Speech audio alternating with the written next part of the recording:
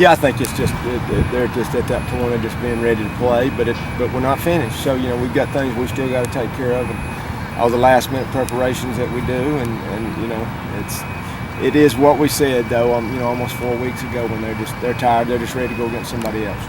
They do. You got school starting, you got classes. We were a morning practice team. We've moved to the afternoon, so that's a change. So any kind of changes, you worry about as a coach, but they've handled them well. We've had 2 good days, and we're learning how to practice.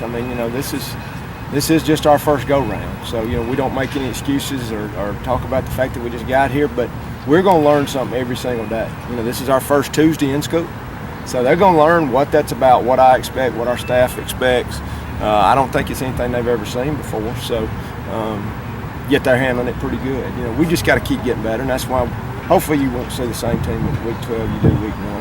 Hopefully we'll keep progressing. I think any coach wants to see his work and what happens, and of course we don't know what the other team's going to have done, and we know they work, and those guys are on scholarship, and they've got a great staff, so we're going to expect.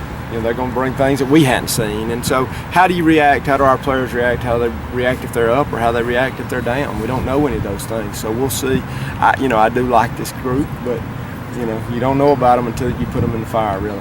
How do you think? I think he's getting there. I think, we really try to make him be complete. We want him to block. We want him to catch intermediate routes. We want to catch every ball, run after catch, all those things. So, he's pretty good before we got here. So, I think he's obviously stronger than he's ever been, and we get a ton of balls to him, so I think he's catching the ball real well. I think he's getting more complete, and that's what we're challenging him to do. But probably more out here, we did watch him some, but I just like forming my own opinions, really. I like watching guys, and not because I think you can get good opinions, but you can get bad opinions, and so hey, what does this guy show me?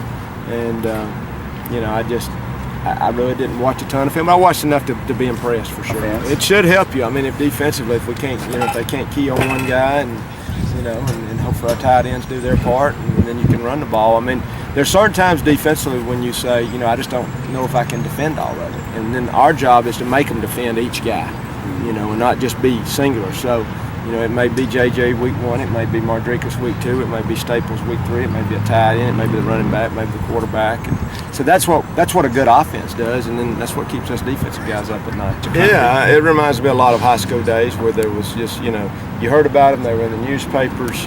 That's why I tell people all the time. I said, the hardest thing about high school is, the guys right across the street from us. Maybe you went to church with you or whatever. I've lived all that. And you talk about 2 communities where that's where the rivalries come in, is when they have to see each other. So, if you've been a high school coach, you've experienced it every week almost, the furthest somebody might be would be across the state. Every once in a while you play a team out of state. So it reminds me a lot of that, where you have respect for them, but those are the guys that you want to beat the most. I think they'll want to beat us the most just because it's bragging rights, it's close. Let's face it, in recruiting, it's the first game, and so of course we feel the same way. And you have respect for them, but you sure want to do well.